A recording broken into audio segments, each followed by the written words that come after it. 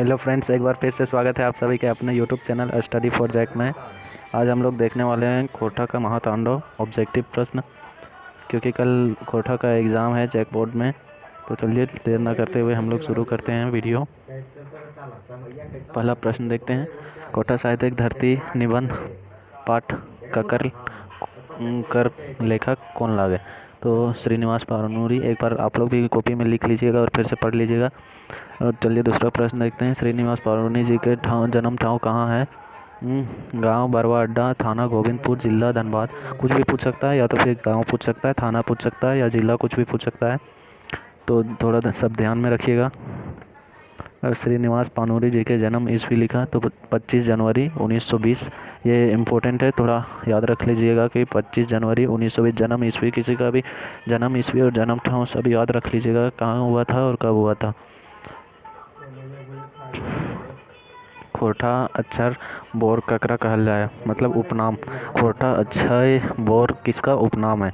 तो श्रीनिवास पानूरी जी का उपनाम है खोरठा अक्षय बोर। ये भी उपनाम में भी 2-3 प्रश्न आ जाएंगे अभी पढ़ते पढ़ते में। ये फर्स्ट पार्ट है खोरठा का, मैं इसका 2-3 पार्ट डालूंगा।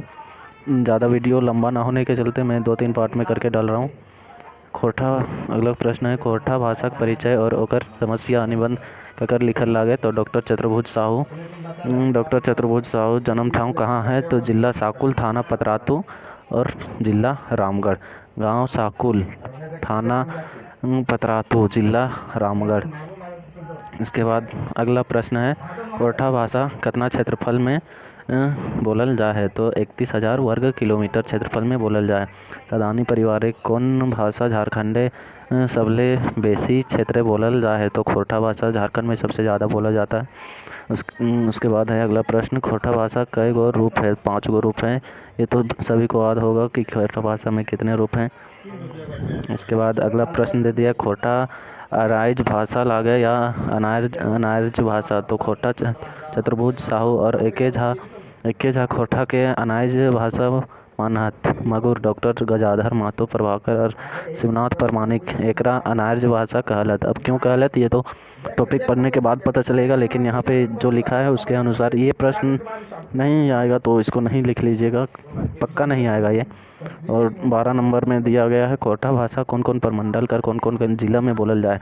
इसमें दे देता है कि कितने ज़िलों में बोला जाता है, 5 ज़िलों का नाम लिखें। तो उसी तरह से दे देगा। खोरठा उत्तरी छोटा नागपुर प्रमंडल तो 5 है, सभी को पता होगा। तो जिसमें उत्तरी छोटा नागपुर प्रमंडल में हजारीबाग, गिरिडीह, कोडरमा, चतरा, बोकारो, धनबाद और रामगढ़ जिला में बोला जाता है।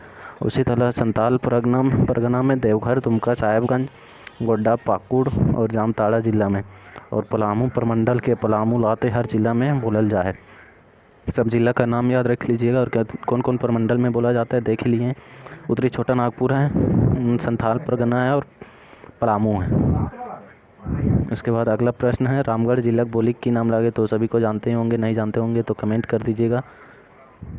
चलिए अगला प्रश्न देखते हैं। खोरठा भाषा पहला पत्रिका के नाम की है? खोरठा भाषा पहला पत्रिका का नाम की है तो मातृभाषा है। हमें खड़ा फिंगाटी रचना कर लेखक कौन लगा? Doctor BN Ohdar. इसका पूरा नाम आप लोग कमेंट कर दीजिएगा। वैसे अगला क्वेश्चन है डॉक्टर BN ओहदार का पूरा नाम आप लोग कमेंट कर दीजिएगा कि डॉक्टर BN ओहदार का पूरा नाम क्या है। और अगला क्वेश्चन है डॉक्टर BN ओहदार कहाँ का रहवैया लागत व जन्म ठाव बतावा?